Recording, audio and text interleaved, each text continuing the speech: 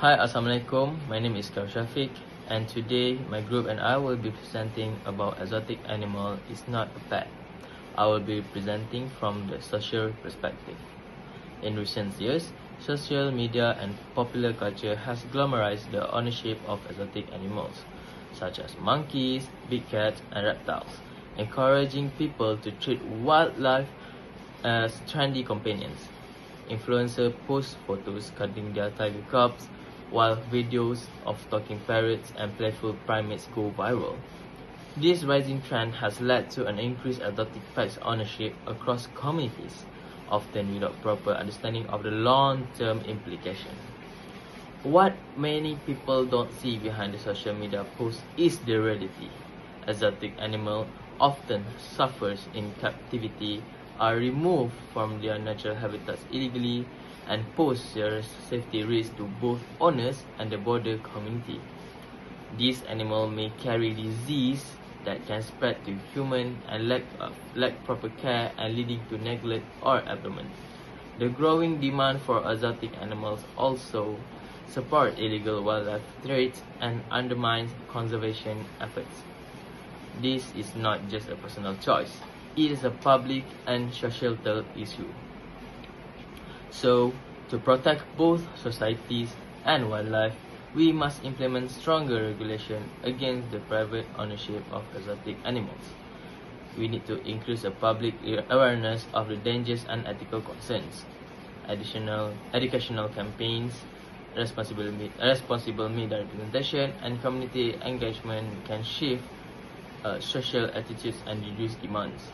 By treating exotic animals with the respect they deserve as a wild being, not a status symbol, we can promote safety, compassion, and ecological responsibility towards the society. Thank you. Hello everyone, my name is Saad AFEEF bin GULZAR. My metric number is A191265 and I will be discussing about the economic perspective.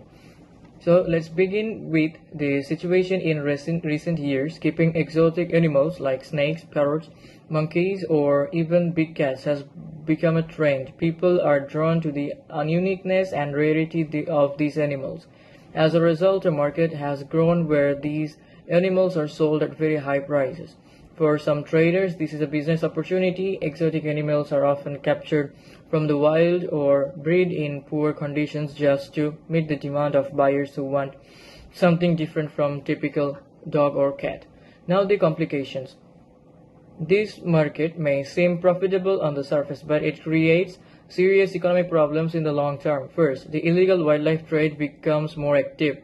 This trade is often unregulated and tax-free, which means government lose money. It also damages local economies in the animals' home countries, because when species disappear from the wild, tourism and ecological balance are affected. Secondly, the cost of maintaining exotic pets is very high.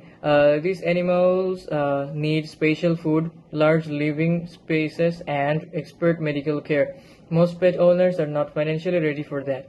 When they can no longer afford the care, many of these animals are abandoned or handed over to animal shelters. Then the cost of caring for them falls to rescue groups or the government, which means taxpayers. Now let's talk about the solution. To stop the demand, we need stronger laws and economic penalties for those who involved in the exotic pet trade.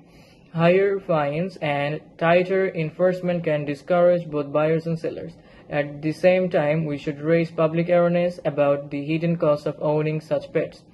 If people understand how much harm this market causes to the animals, to the environment, and to the economy, they are less likely to support it. Promoting the adoption of local pets is also a smart way to keep money circulating in the local pet industry and reduce pressure on wild populations. Thank you.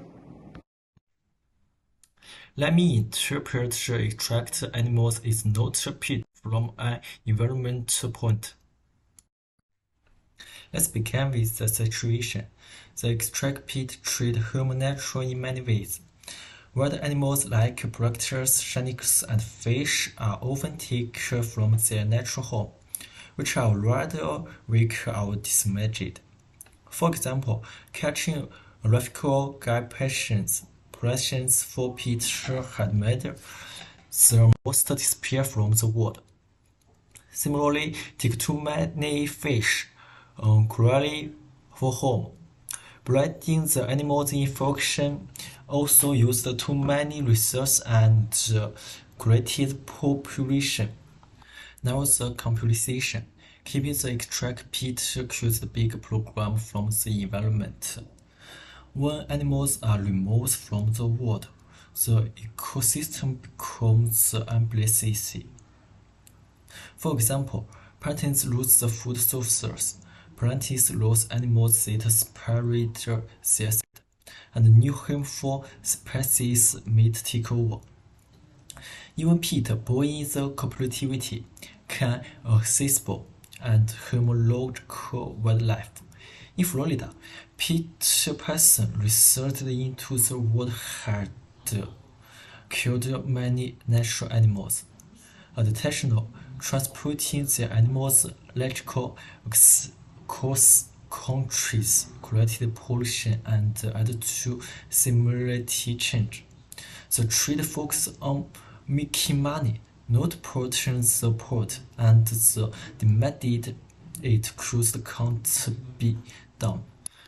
To save this, government should create strong laws in stop the capture and sales of wild animals. They should also teach people how owing extract peat hurts naturally. For example, competing should help protect wild animals, help tourism and jobs in their home countries. Instead of buying extract peat, people can restore wildlife peak.